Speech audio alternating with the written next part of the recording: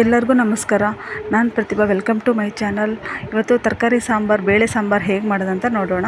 ಮೊದಲಿಗೆ ಕುಕ್ಕರ್ ತೊಗೊಂಡಿದ್ದೀನಿ. ಕುಕ್ಕರ್ ತೊಗೊಂಡು ಅದಕ್ಕೆ 1 ಕಪ್ ಬೇಳೆ ಹಾಕ್ಕೊಂಡು ಕ್ಲೀನಾಗಿ ತೊಳ್ಕೊಂಡಿದ್ದೀನಿ.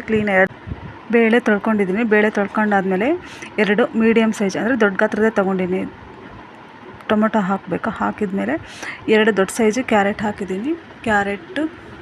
ಕ್ಯಾರೆಟ್ ಮತ್ತು ಬೀನ್ಸ್ ಒಂದು 7-8 ಬೀನ್ಸ್ ತೊಗೊಂಡಿದ್ದೀನಿ. ಬೀನ್ಸು ಮತ್ತು ಕರಿಬೇವು ಅದಕ್ಕೆ ಹಾಕ್ಕೊಂಡು ಅಂದರೆ ತರಕಾರಿ ಮುಳುಗುವಷ್ಟು ನೀರು ಹಾಕಿದ್ದೀನಿ ನೋಡಿರಿ.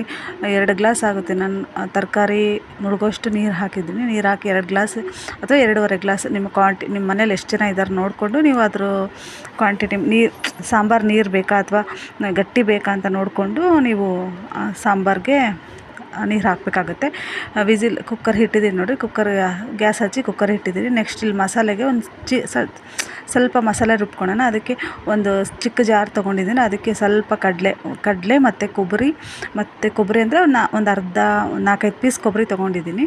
ಕೊಬ್ಬರಿ ತೊಗೊಂಡು ಮನೇಲಿ ಮಾಡಿದ ಸಾಂಬಾರು ಪೌಡರ್ ಮತ್ತು ಖಾರ ಪುಡಿ 2 ಸ್ಪೂನ್ ಖಾರ ಪುಡಿ, 2 ಸ್ಪೂನ್ ಸಾಂಬಾರು ಪೌಡ್ರ್ ಹಾಕಿ ಮತ್ತು ಧನಿಯಾ ಪೌಡ್ರು, ಸಾಂಬಾರಿಗೆ ಧನಿಯಾ ಪೌಡ್ರು ತುಂಬ ಚೆನ್ನಾಗಿರುತ್ತೆ. ಅದು 2 ಸ್ಪೂನ್ ಧನಿಯಾ ಪೌಡ್ರ್ ಹಾಕಿದ್ದೀನಿ.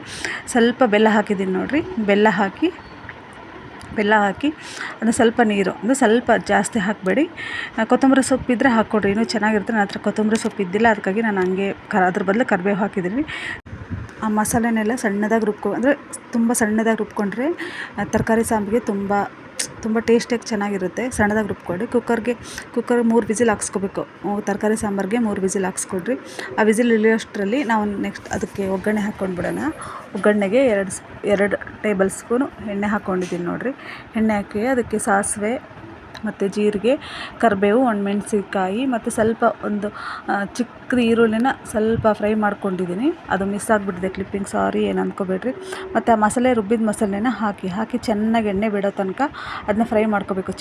ಸಣ್ಣ ಉರಿಯಲ್ಲಿ ಫ್ರೈ ಮಾಡ್ಕೋಬೇಕು. ಅಷ್ಟೊತ್ತಿಗೆ ಈ ಕುಕ್ಕರ್ ವಿಸಿಲ್ ಎಳೆದಿದೆ ನೋಡಿರಿ. ನಾನು ಕುಕ್ಕರ್ನ ಓಪನ್ ಮಾಡಿ ತೋರಿಸಿದ್ದೀನಿ. ತರಕಾರಿ ಬೇಳೆ ಎಷ್ಟು ಚೆನ್ನಾಗಿ ಬೆಂದಿದೆ ಅಂತ ನೀವೇ ನೋಡ್ತಾ ಇದ್ದೀರಲ್ವ. ನೋಡಿ, ತರಕಾರಿ ಬೇಳೆ ಚೆನ್ನಾಗಿ ನುಣ್ಣಗೆ ಬೆಂದಿದೆ ನೋಡಿ, ಎಷ್ಟು ಚೆನ್ನಾಗಿ ಕಾಣ್ತಿದೆ. ಅದನ್ನ ಈಗ ಪಾತ್ರೆಗೆ ಬೇಳೆ ಮತ್ತು ತರಕಾರಿ ಎಲ್ಲ ಬೆಂದಿತ್ತಲ್ಲ ಅದನ್ನೆಲ್ಲ ಪಾತ್ರೆಗೆ ಶಿಫ್ಟ್ ಮಾಡ್ಕೊತಿದ್ದೀನಿ ನೋಡಿರಿ. ಚೆನ್ನಾಗಿ ಕಲಸಿ ಮತ್ತು ಅದು ಮಸಾಲೆ ಮತ್ತು ತರಕಾರಿ ಚೆನ್ನಾಗಿ ಕಲಸಿದ ಮೇಲೆ ಸಿಂಪಲಾಗಿರೋ ತರಕಾರಿ ಸಾಂಬಾರು ರೆಡಿ ಆಗುತ್ತೆ.